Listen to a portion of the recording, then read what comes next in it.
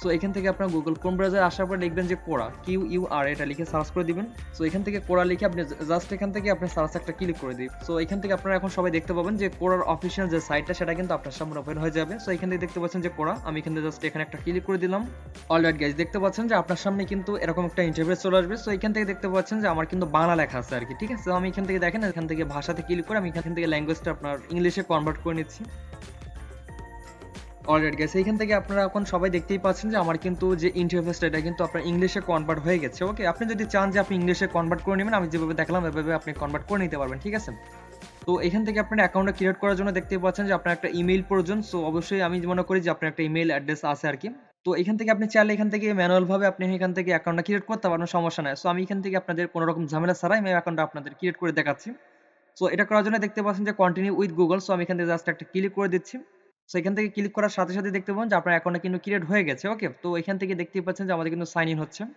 তো এখান থেকে আপনার যে অ্যাকাউন্টটা মূলত, সো এখান থেকে আপনার অ্যাকাউন্টটা এখান থেকে শো করবে, মানে আপনার জিমেইল অ্যাড্রেসটা এখান থেকে শো করবে। আমার জিমেইলের উপরে একটা ক্লিক করে দিয়েছি, আপনি কিন্তু অবশ্যই আপনার এখানে একটা ক্লিক করে দিবেন, ঠিক আছে।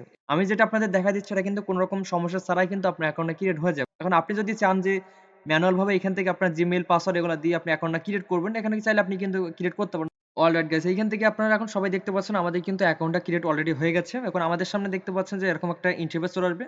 অবশ্যই কিন্তু আমাদের এই যে ধাপটা কিন্তু আপনার মানে কমপ্লিট করতে হবে। সো এটা করার জন্য দেখতে পাচ্ছেন যে আপনার পছন্দের বিষয় কোনগুলা, মানে আপনি এখান থেকে অবশ্যই এগুলো এড করে দিবেন। মানে আপনি কোন ক্যাটাগরি রেজিস্টার আছে এগুলো আমি এখান থেকে এড করে দিলাম। এগুলো এড করার পরে দেখতে পাচ্ছেন যে পরবর্তী আপনার একটা অপশন আছে। তো এখান থেকে আমি এই যে দেখেন এই যে পরবর্তীর একটা ক্লিক করে দিচ্ছি। অলরাইট গাইস, এখান থেকে দেখতে পাচ্ছেন যে আপনার যখন পরবর্তী ধাপে ক্লিক করে দিবেন তারপর দেখতে পাবেন যে আপনার সামনে এই পেজটা চলে আসবে। সো এখান থেকে আমি ইংলিশটা এখান থেকে থাক, এখন দেখতে পাচ্ছেন যে হয়ে গেছে একটা অপশন। এখান থেকে আমি এখানে একটা ক্লিক করে দিচ্ছি।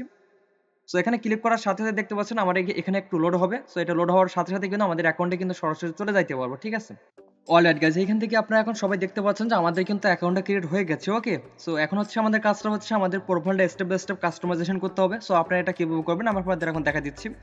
সো এটা করার জন্য দেখতে পাবেন যে এখানে একবার একদম ডান পাশে দেখেন উপরে একটা প্রোফাইল একটা অপশন, জাস্ট এখান থেকে আপনার প্রোফাইলের উপরে একটা ক্লিক করে দিবেন। এখানে ক্লিক করার পরে দেখতে পাবেন যে আপনার প্রোফাইলের উপর আবার একটা ক্লিক করে দিবেন। সো আমি এখান থেকে আমার প্রোফাইলের উপর আবার একটা ক্লিক করলাম।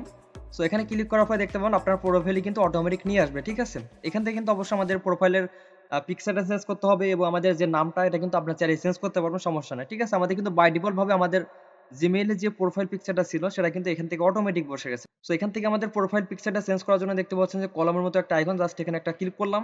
সো এখানে ক্লিক করার পরে কিন্তু এখান থেকে আমাদের প্রোফাইল পিকচারটা চেঞ্জ করার জন্য দেখতে পাচ্ছেন যে কলমের মতো একটা আইকন, জাস্ট এখানে একটা ক্লিক করলাম। সো এখানে ক্লিক করার পরে কিন্তু অবশ্যই আপনার গ্যালারিটা ওপেন হয়ে যাবে। এখান থেকে আপনি যে প্রোফাইল পিকচারটা মূলত এখান থেকে অ্যাড করতে চান অবশ্যই সেটা এখান থেকে অ্যাড করে দিবেন। সিট একটা অপশন পাবেন, জাস্ট এখানে একটা ক্লিক করে দিবেন। তো এখানে ক্লিক করার পর আপনি মূলত যে নামটা এখান থেকে অ্যাড করতে চান সেই নামটা এখান থেকে সরাসরি অ্যাড করে দিবেন, ঠিক আছে।